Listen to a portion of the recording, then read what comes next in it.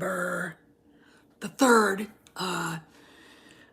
2022, and I wanted to talk a little bit about Indiana Jones and the history of Germany, because it's kind of interesting.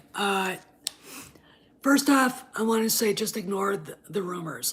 James Mangold again had to go on Twitter and basically try to shut it down. Now, he's not going to shut it down. I think he's the wrong person to shut it down. I actually think that if Harrison Ford spoke out and said, "This is bullshit, knock it off," in the dad voice, the YouTubers would shut the fuck up. Okay, they would go, okay, we're, because when Ford gets that look on his face, you kind of tend to back off. Daddy's pissed. Okay. Either him or Frank Marshall does an interview and basically shoots it down, one or the other. Two people that you can't get Matt Kadish any record of him ever having to tangle with, if you know what I mean. Anyway, but I do want to talk a little bit about World War II and the Germans from, I think, the perspective of Spielberg, Lucas, and even Harrison Ford himself. You got to remember, Ford was born in the middle of the war. We had just gotten into it in 1942 when he was born.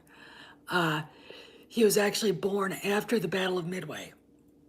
So that was, people like to say it was a turning point in the Pacific, and it was, because the Japanese never came further towards the Hawaiian Islands. Once those aircraft carriers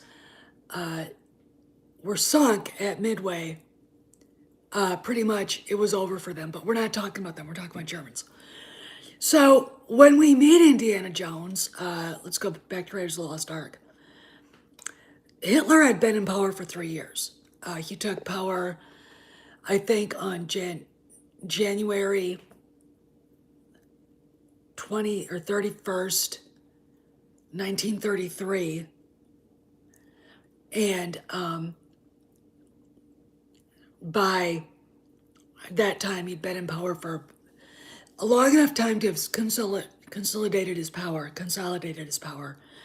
over industry, over education, which is a big goddamn thing. Trust me, the left has read all that and follows it to the max. All right. I remember very well in my History of World War II Time Life books, there was a kind of like a kid's thing. And basically, I had Hitler talking to a little girl in a cartoon.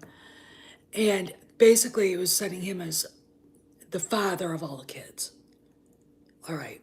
Basically, taking ownership of Germany's children. Okay, which is kind of like a left-wing thing they want to do, and Hitler was never shy about, saying they were a socialist party.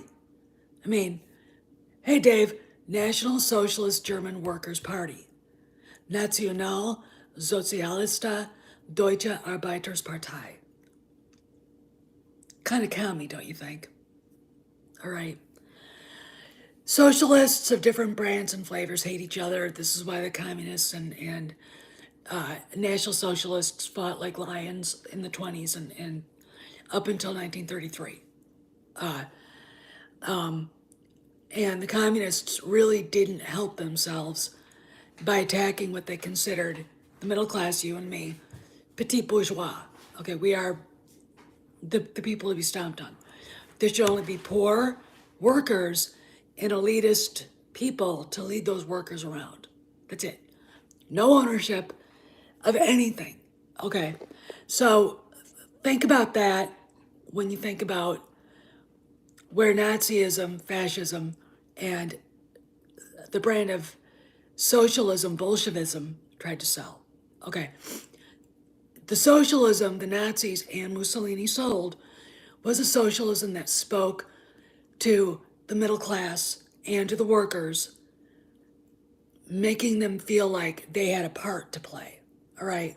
Now, communism did that, but they cut out the people in the middle, the regular, normal people, who owned businesses, houses, maybe a little factory here, who went to church. You know, you don't see a Hollywood star that's like, you name them, George Clooney, Sean Penn, embracing middle class values. I mean, they just don't. They hate us. Okay. Hitler didn't really care too much for the middle class, but that was where the middle class and the industrialists was where he struck his chord, and to the veterans. Okay. And that's where he won. Okay. He put people back to work. Okay. I hate to bring this up, but the most efficient form of government is fascist, which is why you see the Chinese moving towards a private property based economy with billionaires and ownership, etc., while the blue collar people still live in a communist utopia, but they do have private ownership of things. Okay. Hey Kyle. So let's go on with where we are in looking for the lost ark. So India is contracted by just basically American Army intelligence, Navy intelligence, we'll say, Army intelligence, to go to Egypt to try to find the lost Ark of the Covenant. Now, as far as history goes, good luck finding it. It could be in Ethiopia.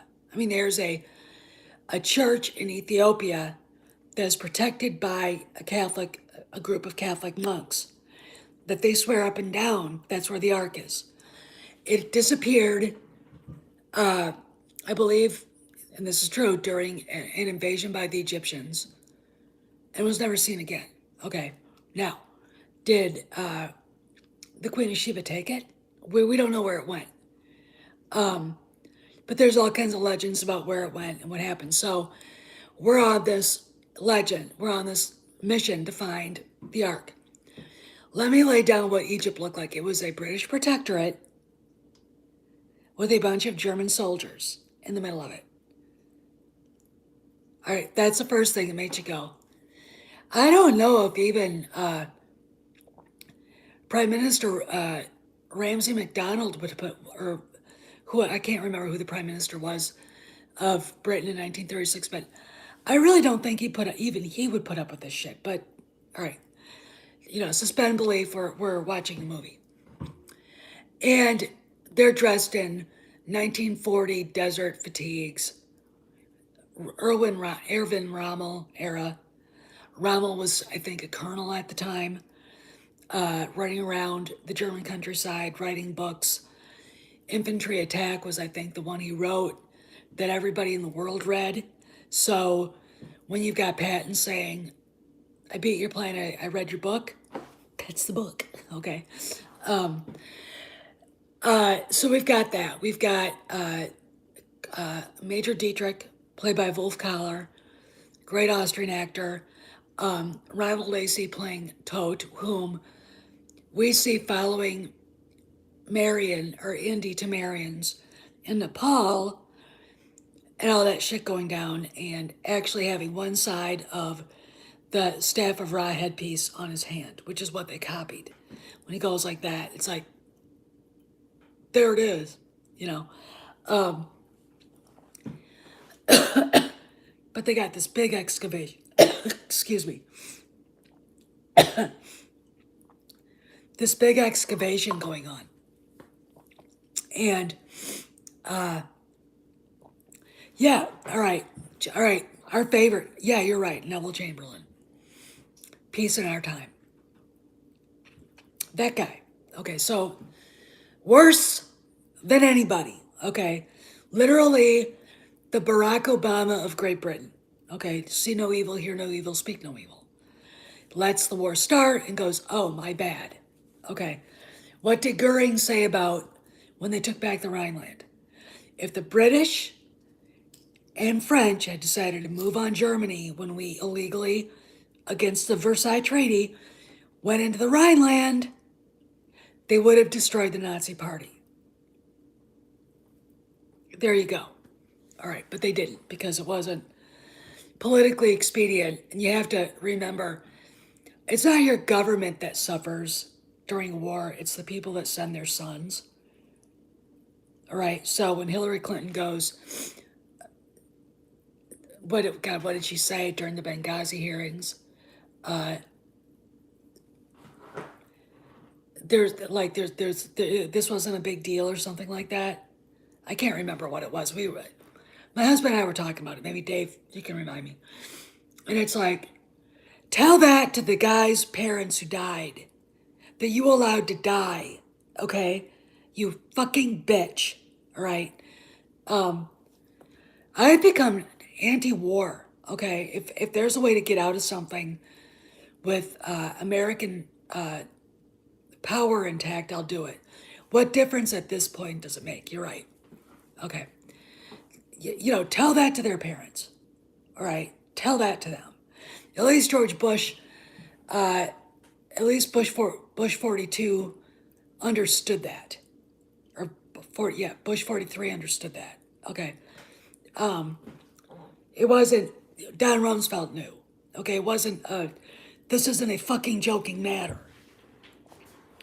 These kids didn't die for your power. Okay. So it is a big, it does make a goddamn difference. Anyway, so we're in 1936. So Indy goes to what should be a British protectorate, Cairo, meets up with his friend Salah, who, after seeing wine being poured, I'm gonna say Salah is a Coptic Christian. He might not be. I really don't know that much about the Islamic culture in Egypt to be able to say anything, but because we see wine at the table, and wine is not welcome at those tables, they there wouldn't be any unless Salah was not really following the faith anymore. I don't know, but anyway, he meets with Salah, and we get into looking for the lost ark. He has the headpiece. Marion gets kidnapped and he thinks she's dead. He has a face-to-face argument with Belloc, who actually is the bad guy in this. The Germans will always be, until we get to I think this movie, the basis for what the bad guy wants to do. We've got Belloc and Raiders and Julian Glover's character in The Last Crusade. Okay. People trying to take advantage of that to get something they want. And always misreading the tea leaves when it comes to that guy. Okay. God really doesn't want a bunch of godless anti-Semites opening up the Ark of the Covenant. Okay. God really doesn't want an overly ambitious, hubristic jackass,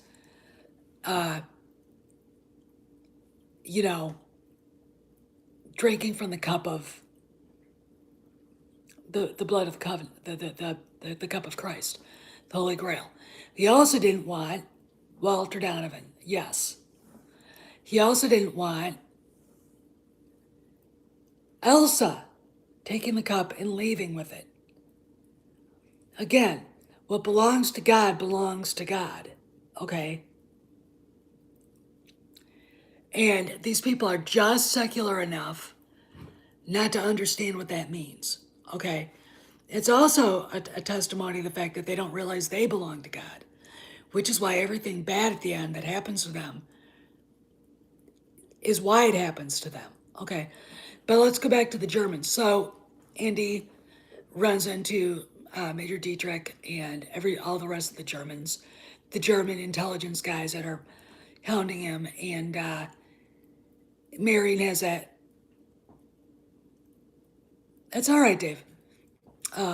Marion has that face to face with Todt, whose name, if there was a D in it, would be Death, who doesn't bear striking resemblance to Mads Mikkelsen, by the way. They're dressed alike, so they must be the same character. Anyway, but these German characters are cartoons. Let's talk about who they really were. All right. Now, Ryan Lacey's character, Todt, I've never really read any bios of that particular character, but let's create a historical, like, mirror or like historical thing for him. Profile. He was probably a Gestapo officer. He could have been a brown shirt, but I don't think so because the brown shirts are bar brawlers. They're street brawlers. They were a gang, basically. And Lacey is a club, but he's not that kind of a club. Okay. He's obviously someone sent by Goering, maybe. Goering was the head of the Gestapo. I bet you didn't know that. He was. To follow up and make sure Major Dietrich and his boys were doing what the Fuhrer wanted. It's too bad they didn't open that fucking thing up in Berlin. History was changed in an instant by God himself. I don't think he wanted it to be subtle. But when you look at somebody like Todt, he's an intelligence operative. Okay, he's a club. He obviously is very well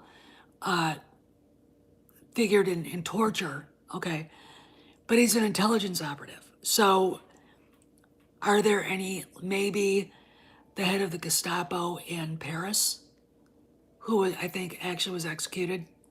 I mean, that's as close as we'll get to Todt.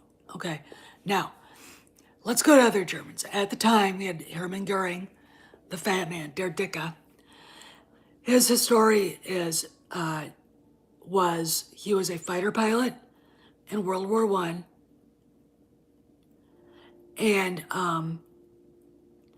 he won the Pour le Mérite, which was the German Empire's equivalent of the Medal of Honor. Okay, so it's the highest award a soldier could get.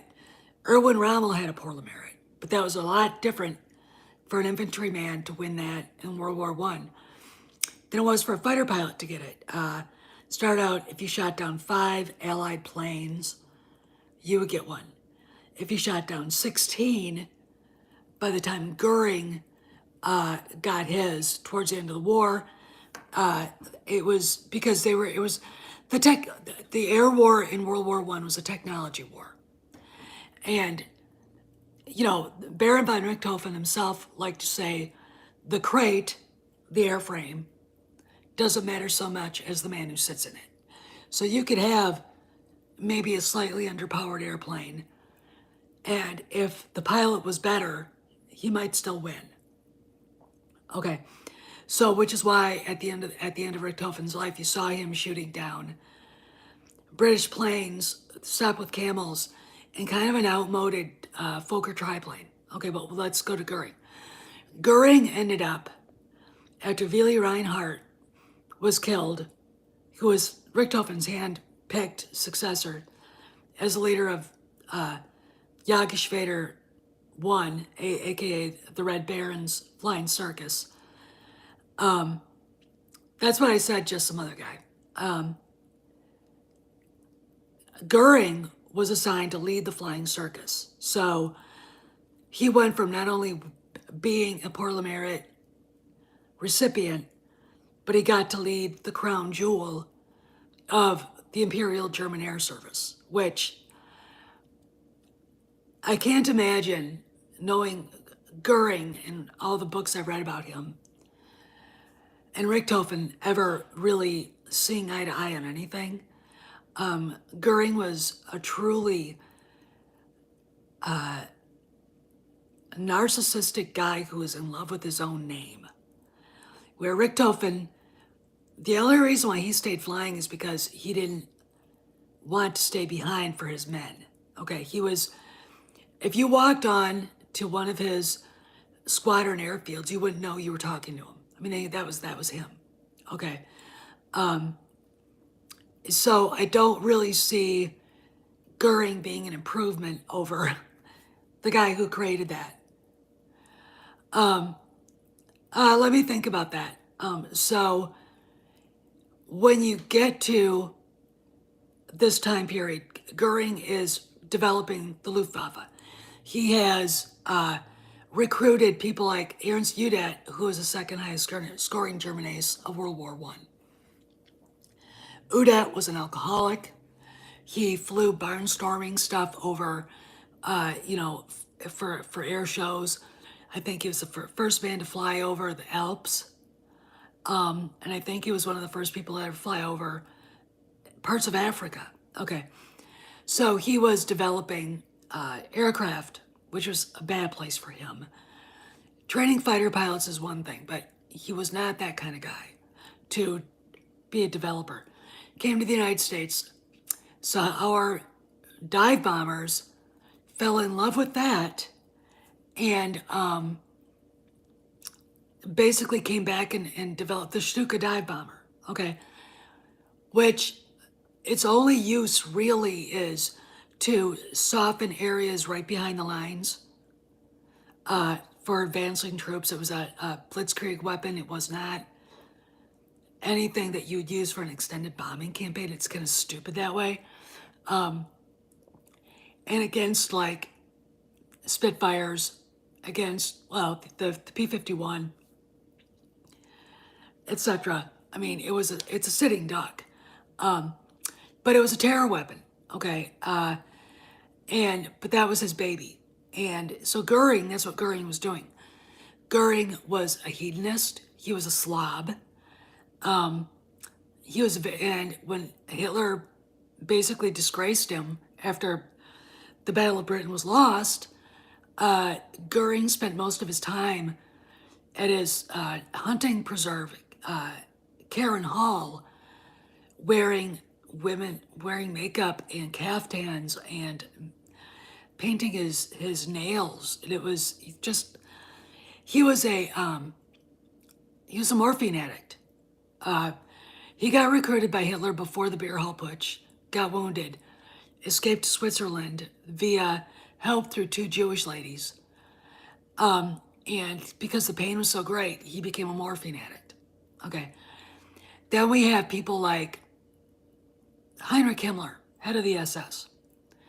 We have up-and-comers like Reinhard Heydrich, who, these are not cartoons. These were actually not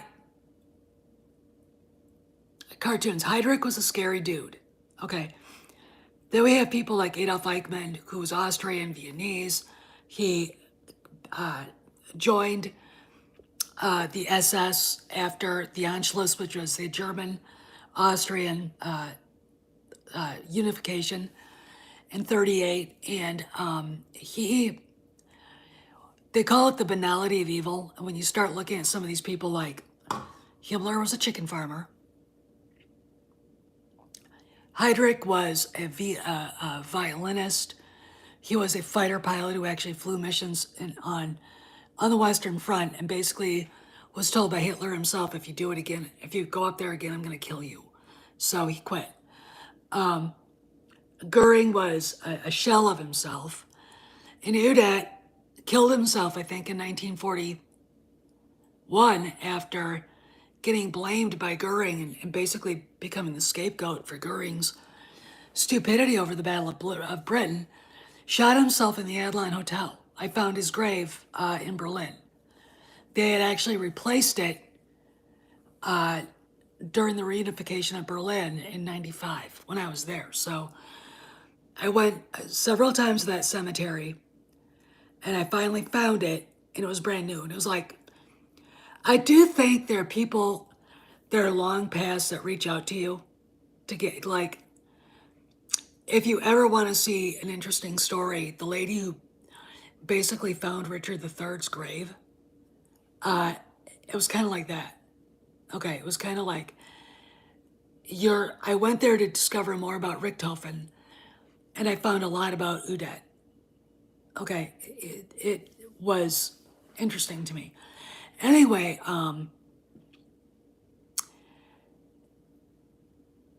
these guys weren't cartoons. Reinhard Heydrich was an ambitious, bloodthirsty guy. I will gonna give you an analogy. I could see Bob Iger being a Reinhard Heydrich. Okay, I could see Mitt Romney being a Reinhard Heydrich. A brutal guy, and he was assassinated in 1902. He was the Reichsprotector of Moravia, Bohemia, Moravia,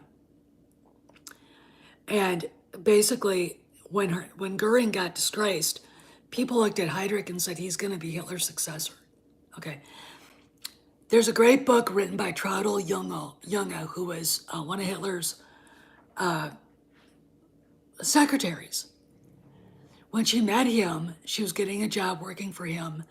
She went to East Prussia to the Wolf's Lair, and he was very nice. He was just like very decent to her, very like, so when you see the crazy shit that he did, that was a performance. When you see people act out as him, that is a performance. That wasn't the way he really was.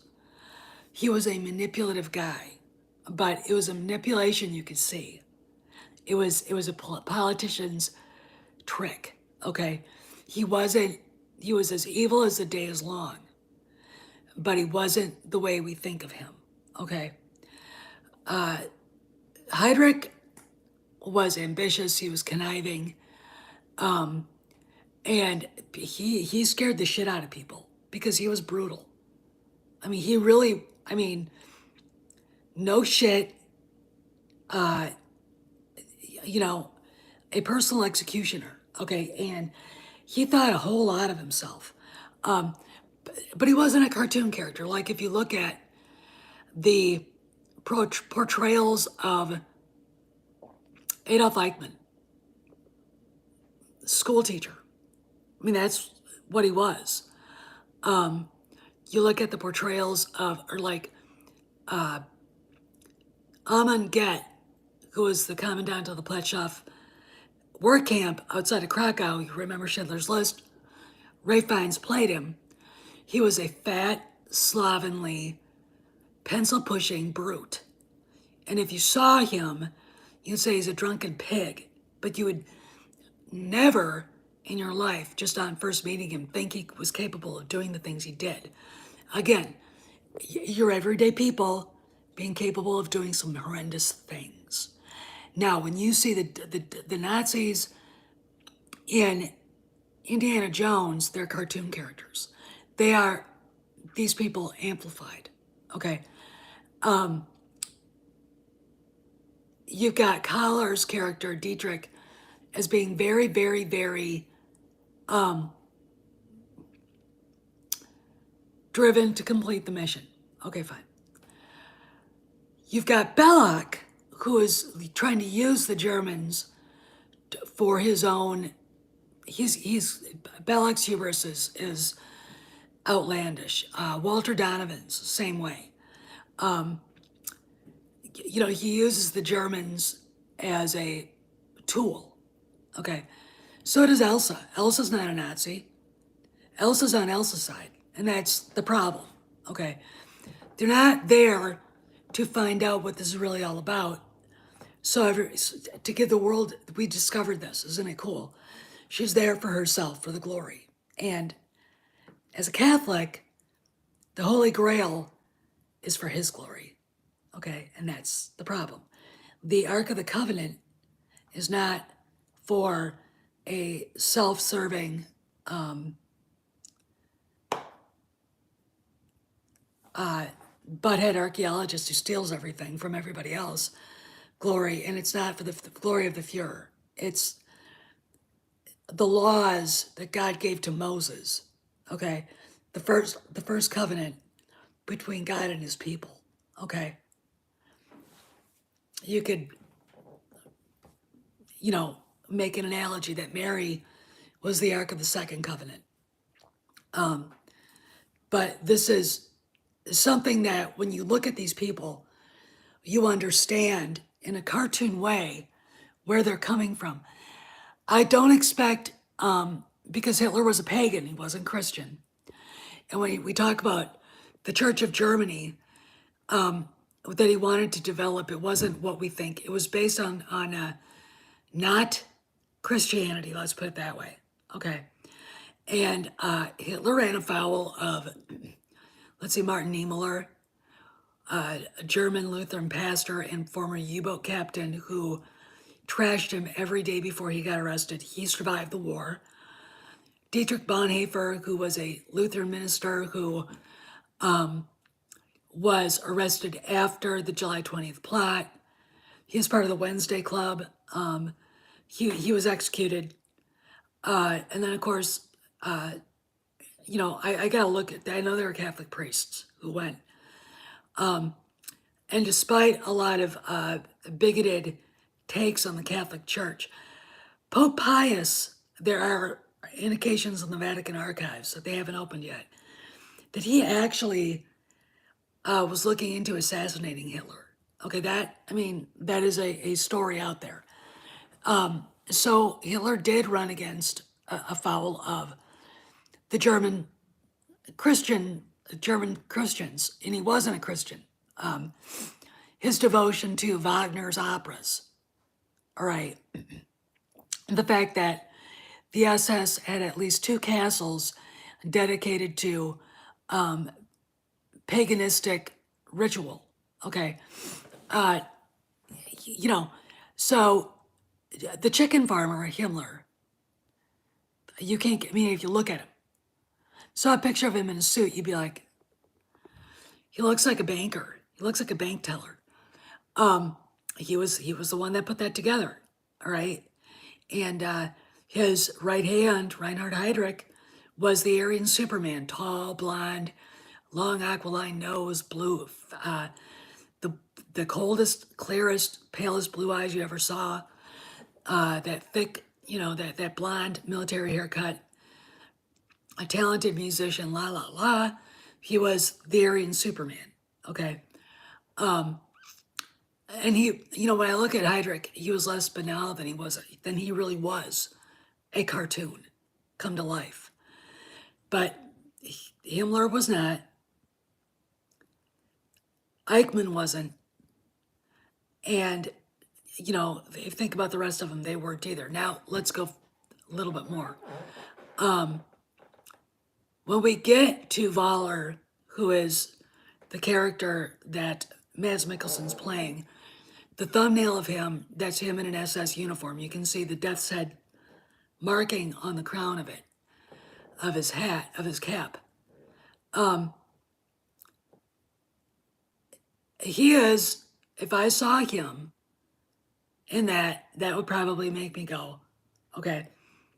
Thomas Kretschmann is playing that, an SS officer's role. You see him, in the trailer, you see him on top of the train coming after Indy and Basil. Toby Jones is playing a guy named Basil. And I'm going to say this. Helena is not Marcus Brody's daughter. She is Basil's daughter. Okay? All right, get used to that. And what we've got here is they're mixing history. No, she's not Sala's daughter. Why would she be Sala's daughter? She's British.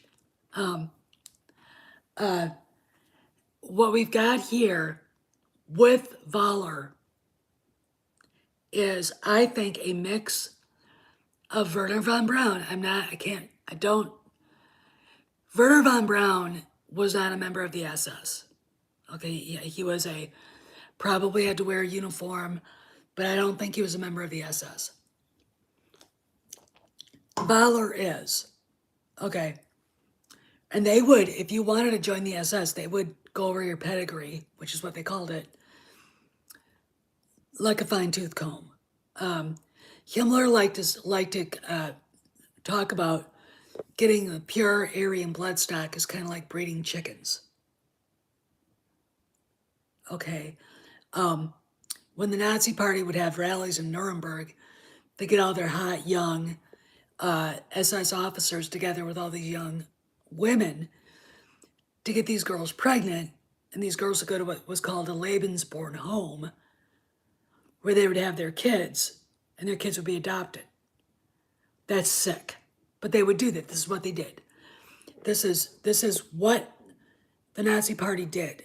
Okay, so it's something that, and I gotta go pretty soon. It is something that it should be remembered. You gotta remember, we're getting on close to 100 years of history now. All right, and yet because my parents were part of the greatest generation, it's like it was yesterday. Okay, to me, and it should be yesterday for anybody, even kids coming through school today, because 100 years, when you look at what the 10,000 years of human cultural existence, is an eyelash, really, of time. And what 250,000 years of Homo sapiens sapiens existence. All right, so really, we are as affected today by all the people who lived during the early 1900s and World War One and into World War II, as we are. Those red threads are still tight. All right, and it's interesting to me that we're going to at least have a generation of kids to watch this. Now, what are we going to see? First off, we're going to have baby boomers wringing their hands over. We had Nazis running our faith program. We did. Will they ever mention that the Russians did? No, of course not. All right. And if we didn't have any, these experts in rocket propulsion and that technology running our ballistic missile program and the space program, we would have been fucked. Okay. So you got to forget everything and get off your moral high horse. And remember, World War II begat the Cold War. And in my opinion, despite the Nazis' horrific crimes, Stalin and the Bolsheviks were 100 bajillion times worse. Okay? Because there are people who believe in their shit that are still running around, free as a daisy, perpetuating their crap. Okay, and you don't see that out there with, that the National Socialist Workers' Party. Okay? But the reason why I call leftists here now fascists is because they are. They are. They hate the middle class. They hate middle class values. They don't want to give up their private property, but they want to tax you into oblivion and make you basically be a servant of the state. The big claim to fame for Hitler was he made the trains run on time. Same with Mussolini. But then you think, what did people give up? What was more important, the train running on time or being able to tell the government to fuck itself? All right. So anyway, I want to talk a little bit about that because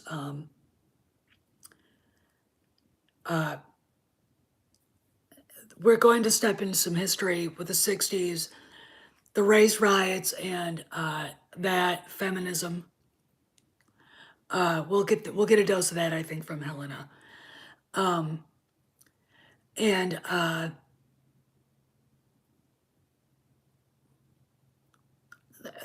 the Vietnam War and the moon landing.